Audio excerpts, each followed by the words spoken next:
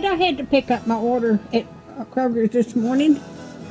I needed some root beer. I got some milk, and I got some potato chips. And I've got a recipe that uses onion mix. All right, I got some cabbage.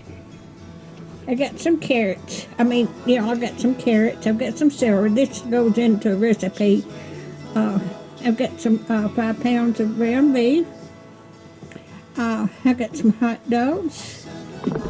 And I've got some beef bouillon. I've got a recipe for that. And I needed diced tomatoes. And I needed some garlic. This is all,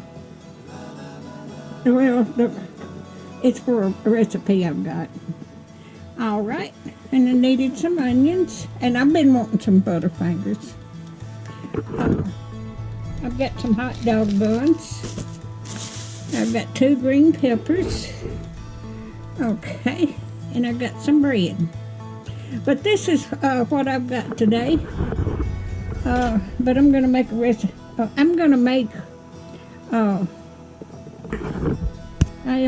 make that weight loss soup with cabbage and vegetables and spices and tomatoes. I think I made it before, but it's been a long time. But I want to make it because I need to lose some weight. All right.